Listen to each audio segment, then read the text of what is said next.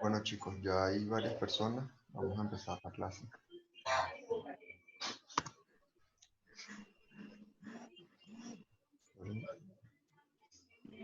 Un momento. Buenos días. Buenos días. Buenos días. Es más rápido con el niño, Leandro. Mira, a Leandro. Okay. ¿Ven en la pantalla la presentación? Más rápido con el niño. Papi, el coronavirus se hace.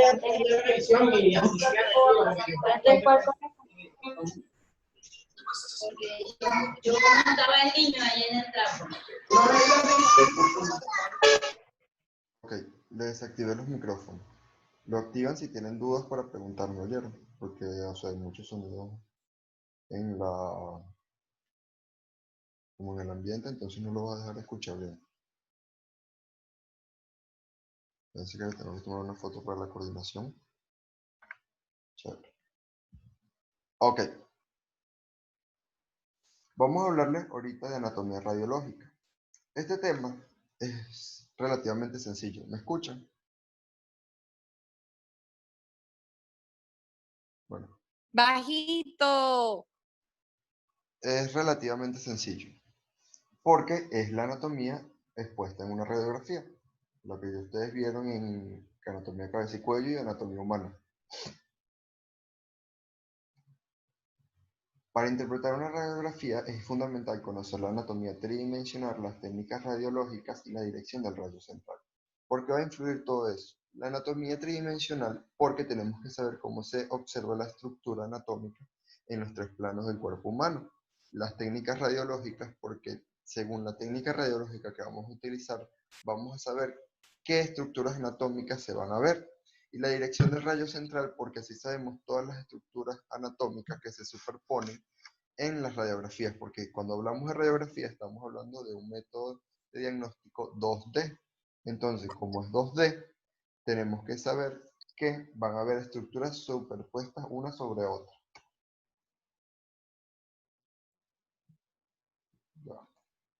También tenemos que saber el término radiolúcido y radiopaco.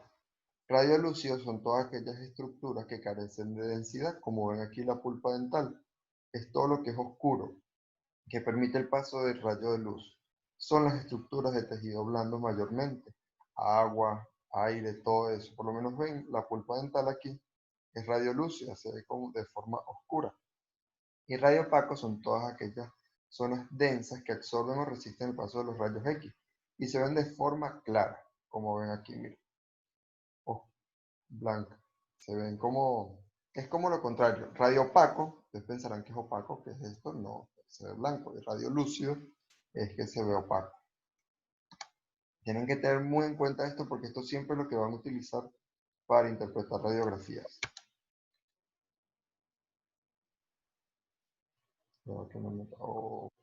Ajá. Las zonas radiográficas en la técnica en el estudio periapical. Ok.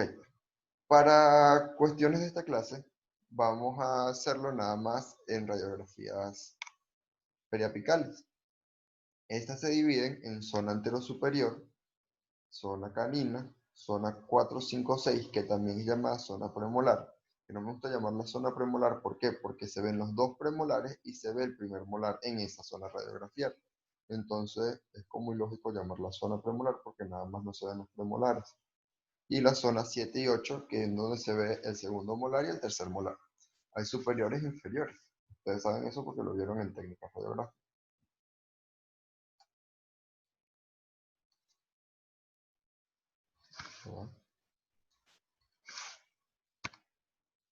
Ok, anatomía dental y locorregional. Ya va que se empezaron a meter en la clase. y se empezó a quedar pegada a la computadora.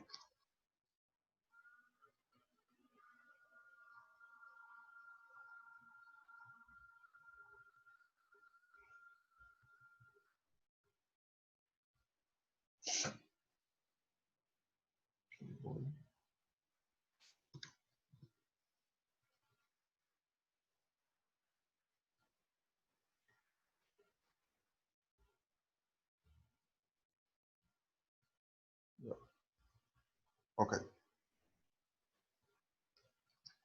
La anatomía locorregional y dental. Cuando sabemos de anatomía dental, sabemos que existen varias caras del diente, que lo podemos estudiar por su cara mesial, que es más cerca a la línea media, su cara distal, que es la cara del diente más alejada de la línea media, está oclusal en dientes posteriores e incisal en dientes anteriores. Está la cara lingual o palatina, que es la que da hacia la lengua o el paladar, y la vestibular, que es la que da hacia el vestíbulo. Y está en apical. Esto, como vemos aquí, es que vamos a estudiar los dientes en una radiografía, porque tenemos que saber las caras del diente y dónde van dispuestas para saber cuándo vayamos a interpretarlas.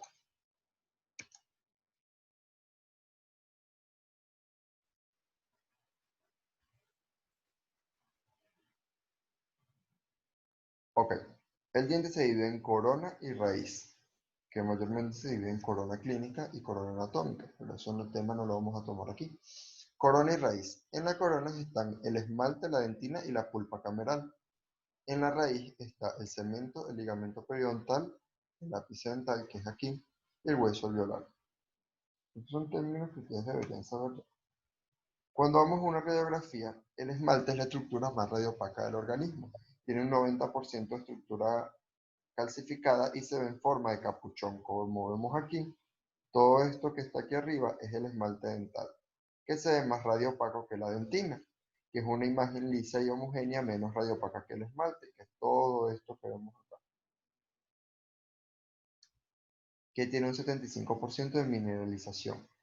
Después está la pulpa dental, que se divide en pulpa cameral y en pulpa radicular. Se observa de forma radiolúcida, como les dije en un principio, como ven aquí, que son los cuernos pulpares, son los conductos radiculares y esta es la pulpa cameral. Contiene vasos sanguíneos, nervios y vasos linfáticos. Y el cemento, que es un contenido mineral del 50% encontrado en la raíz, que usualmente no se observa en una radiografía. Entonces no van a decir, ay, mira, estoy viendo el cemento, porque mayormente no se observa en una radiografía. Pero tenía que ponérselo porque es parte del diente para que sepan que no se observa.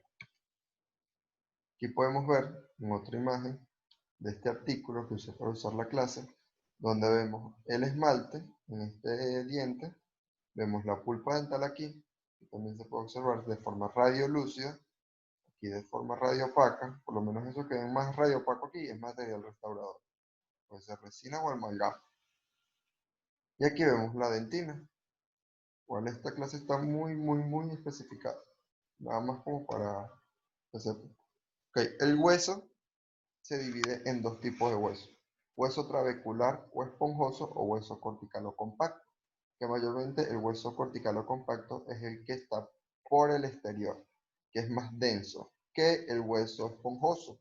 El hueso esponjoso contiene trabéculas, que son radiolúcidas, que pueden pasar el haz de rayos X a través de ellas. Entonces lo voy a explicar con una radiografía. Aquí está. Como ven, esta línea aquí es el hueso compacto y esto aquí es el hueso trabecular o esponjoso. Como ven aquí, este es más radiolúcido que este. Aquí se ve una línea radiopaca definida, es un hueso compacto, y aquí se ve como serie de, como si fuera un panal de abejas por todas las trabéculas del hueso. En las estructuras de soporte vamos a identificar en el periodonto en radiografías la cresta alveolar, que es el hueso cortical que está entre ambos dientes, que se encuentra en interproximal, que es esta que está aquí, que se localiza de 1 a 2 milímetros de la línea amelocementaria. La línea amelocementaria es la unión entre el cemento y el esmalte. Y se va a ver de forma radiopaca, como ven aquí. La lámina dura es una delgada línea radioopaca que rodea el diente por toda la raíz. Como vemos aquí, vemos una línea radioopaca que rodea todo el diente. Esa es la lámina dura. Y el espacio del ligamento periodontal. Como ya sabemos, en las radiografías no podemos hablar que vemos tejidos blandos, o sea que vemos, por ejemplo, el tejido periodontal, el ligamento periodontal, perdón. Por eso se dice espacio del ligamento periodontal, que esa es una línea radiolúcida alrededor de la raíz del diente, como ven aquí. Esa línea radiolúcida es el espacio del ligamento periodontal. Ustedes no pueden decir que están viendo el ligamento periodontal, porque en las radiografías no se ven los tejidos blandos.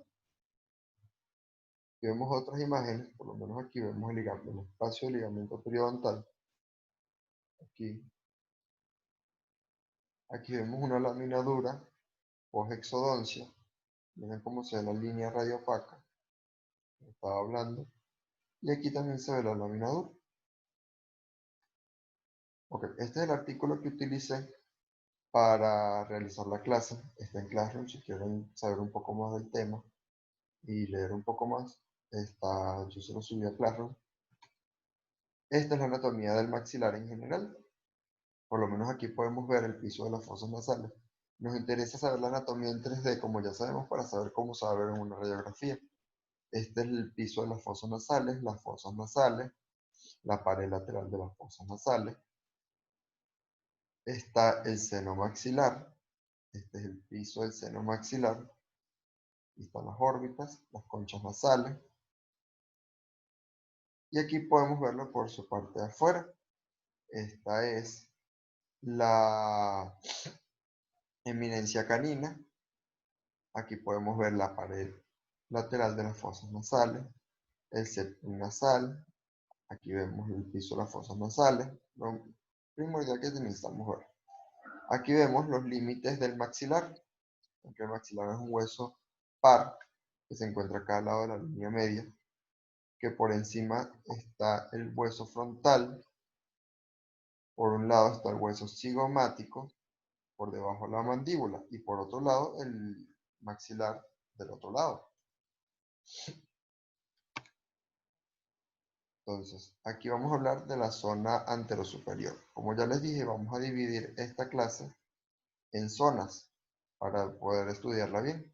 Vamos a hablar primero de la zona anterosuperior, que se deben estudiar los incisivos centrales y laterales con su proceso alveolar, o sea, con su periodonto, la espina nasal anterior, la cresta incisiva, el piso de las fosas nasales, la fosita mirtiforme, el conducto nasopalatino, la sutura intermaxilar, el tabique nasal y la pirámide nasal.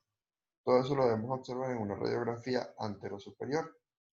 Aquí vemos una imagen de anatomía tridimensional, o sea, anatomía humana del maxilar, para que la repasen. Aquí vemos otros dos. Bueno, aquí vemos el conducto nasopalatino.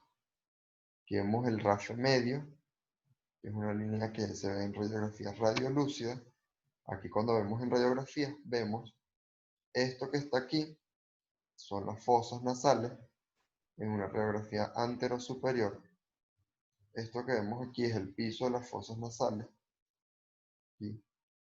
Esta línea radiolúcida que vemos en medio es la sutura intermaxilar. ¿Ven aquí? La sutura intermaxilar. Esto que está aquí es el tabique nasal. Aquí podemos observar en la de este lado, en la radiografía de este lado, el conducto nasopalatino. Aquí vemos las corticales del conducto nasopalatino y aquí. Y vemos el rayo medio, que es la sutura intermaxilar. Miren esta línea radiolúcida, que es la unión entre ambos maxilares. Igual yo se los dejé la clase para que la vean y la estudien con calma. Aquí vemos un paciente pediátrico, vemos la sutura intermaxilar. Vemos los gérmenes de los incisivos permanentes. Y aquí un paciente dental, donde se ve el conducto nasopalatino y los orificios nasales del conducto nasopalatino. En la zona canina superior, que es una de las zonas donde se van a visualizar más estructuras anatómicas. Aquí vemos una parte de la anatomía de esa zona. Vamos a estudiar el canino y su proceso alveolar, la eminencia canina, la fosa canina, la fosita mirtiforme, el piso de las fosas nasales y las fosas nasales, y el seno maxilar con su debido piso. Y vemos más de anatomía de la zona canina, para que la vean y sepan diferenciar en una radiografía lo que ven y dónde está ubicado. Aquí vemos el canino, es el que se ve con más claridad y sin tanta distorsión. Vemos aquí el piso del seno maxilar y vemos el seno maxilar. Y estas son las fosas nasales y este es el piso de la fosa nasal. Como ven, esto forma como una Y invertida. Las fosas nasales y el seno maxilar, la unión de ambos forma una Y invertida, que lo van a encontrar en la literatura también. Y aquí vemos la fosita mirtiforme, que vemos una zona radiolúcida pequeña. Aquí vemos un paciente éntulo, el piso de las fosas nasales, el seno maxilar y el piso del seno maxilar. En la zona 4, 5, 6 superior, aquí se ve un poco de la anatomía de ella, vamos a estudiar los premolares y el primer molar, por eso es que se llama 4, 5, 6, porque se estudian ambos premolares y el primer molar, el seno maxilar y el piso del seno maxilar, y el trabeque intrasinusal. Los voy a explicar. Aquí podemos ver un poco de la anatomía de la zona. Mejor ambos premolares, vemos aquí el seno maxilar. Aquí están las radiografías. Aquí está el seno maxilar. Todo esto es el seno maxilar. Vemos el piso del seno maxilar y vemos el tabique intrasinusal, que son tabiques que están ubicados dentro del seno maxilar. Pueden observarse como pueden que no se observen. Aquí vemos en un paciente edéntulo que mayormente hay depresión del seno maxilar. Vemos una línea radio opaca alrededor de todo esto, que es el piso del seno maxilar, y una zona radiolúcida, que es el seno maxilar. En esta estructura no hay mucho que ver, sino nada más el tabique intrasinusal y el seno maxilar.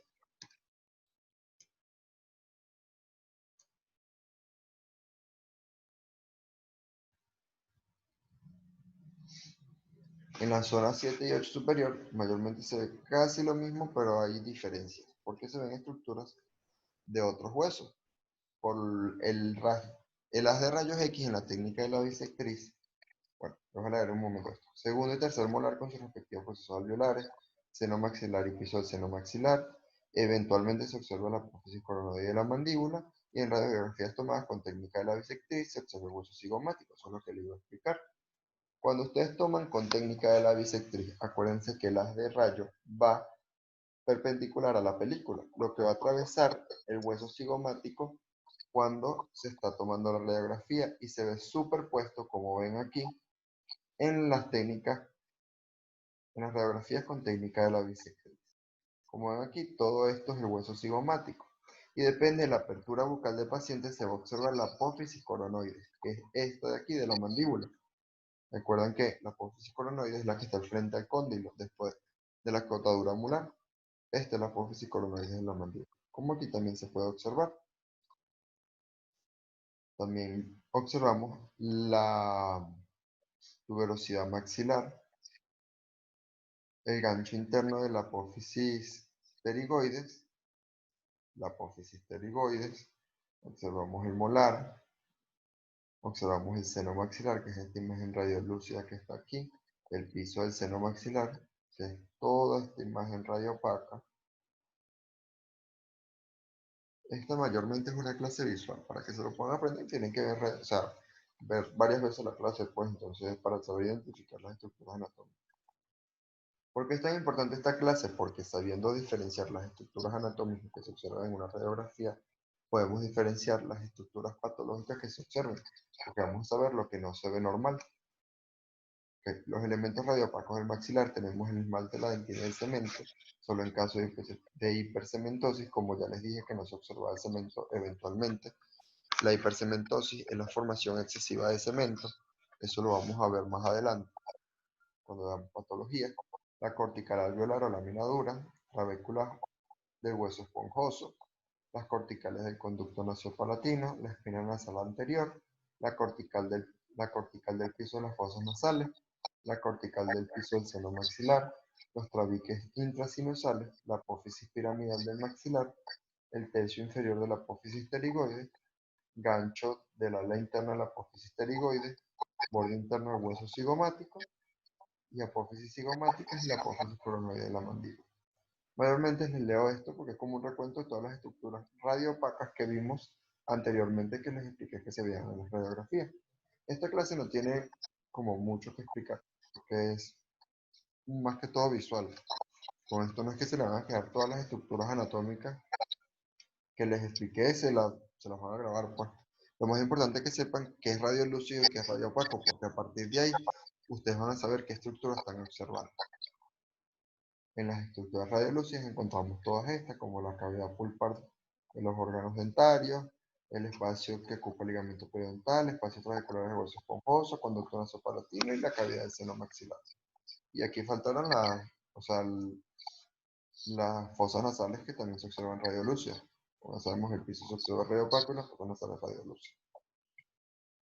Aquí encontramos la segunda parte del artículo que habla de las estructuras de la mandíbula. Perdón. Encontramos los límites de la mandíbula y la anatomía general de la mandíbula. Ya se la deberían saber porque ustedes dieron 2 materias de eso. Encontramos también más anatomía de la mandíbula.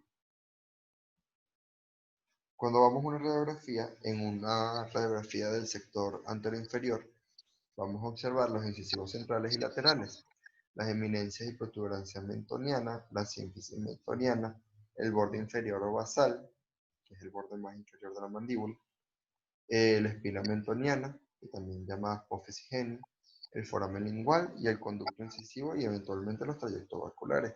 Mayormente el conducto incisivo y los trayectos vasculares no se observan muy bien en estas radiografías. Tiene que haber una radiografía con muy buen contraste para que se puedan observar. Por lo menos cuando yo les dije que el arco basal es todo aquello que está en el borde inferior de la mandíbula, es todo esto es el arco basal. Y la eminencia mentoniana es toda esta imagen radiopaca que se ve aquí, que es esta que está aquí. Vamos a hacer toda esta que está aquí. Esta. Aquí observamos el conducto incisivo, aquí como ven aquí, el arco basal, como ya les dije, en la parte más inferior de la mandíbula, los procesos alveolares. Esta es una radiografía post-exodoncia, como pueden ver aquí, está la lámina dura, como la que vimos en la otra radiografía, después de una exodoncia. Aquí podemos observar el espacio del ligamento periodontal, lámina dura. También encontramos el proceso basal y encontramos la apófisis geni, que es esta zona radiopaca que se ve. O sea, todo esto que ustedes ven más radiopaco aquí es la apófisis geni, que se ve claro. Realmente la de la mandíbula es más fácil que la del maxilar, porque ustedes saben que la mandíbula es muy compacta y mayormente no tiene muchas estructuras anatómicas. En la zona canina inferior no hay mucho que estudiar, no hay zonas, o sea, no hay estructuras anatómicas que se observen en esta zona, por decirlo así. Nada más se utiliza para estudio del canino. Como pueden ver, se observa el canino claramente y todas sus estructuras anatómicas, pues, que el esmalte, dentina, espacio ligamento periodontal, cortical alveolar y todo eso. En el sector 4, 5 y 6 inferior vamos a estudiar, les dije, los premolares y el primer molar, el agujero mentoniano y el conducto alveolar inferior.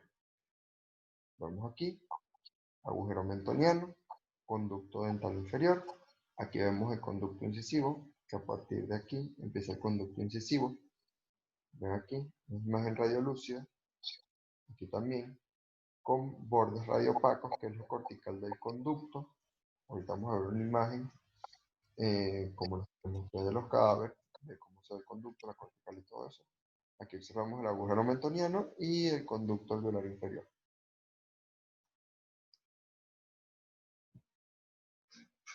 En la zona 7 y 8 inferior vamos a observar varias estructuras. el segundo y tercer molar, conducto alveolar inferior, variaciones del tercer molar, la línea amiloidea y línea oblicua de la mandíbula, la fosita sublingual, la fosa submandibular, la cavidad de Stanford y el borde inferior basal de la mandíbula.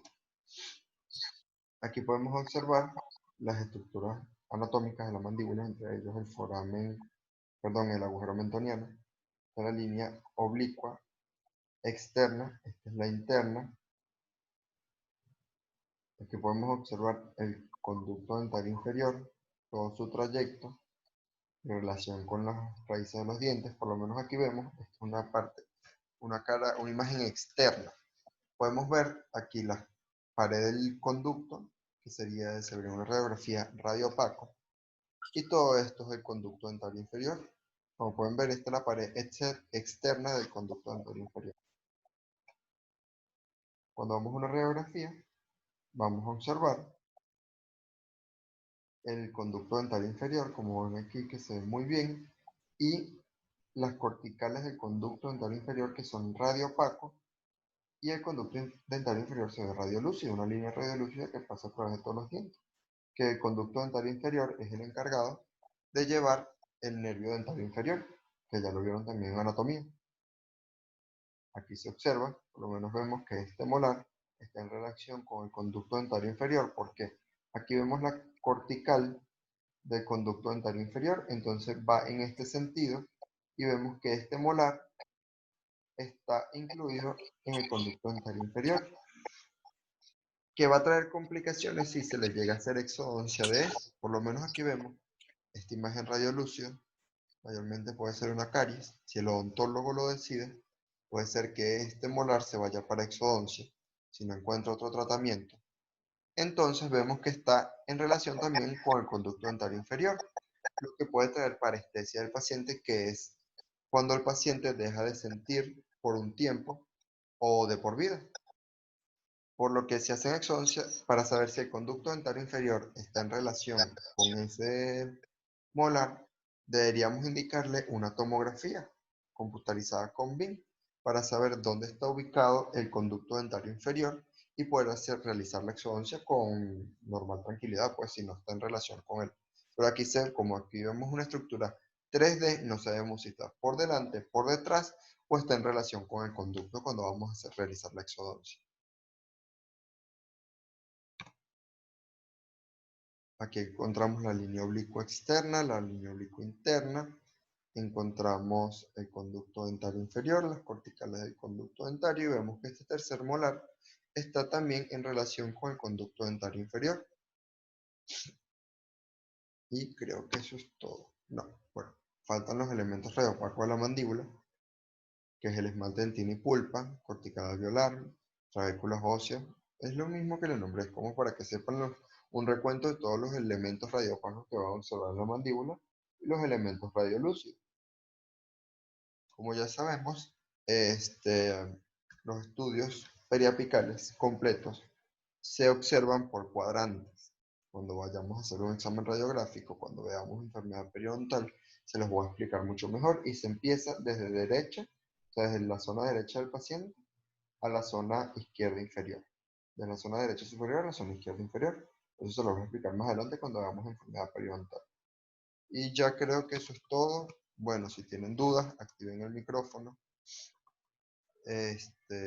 Bueno, déjenme activárselos por aquí. Ya.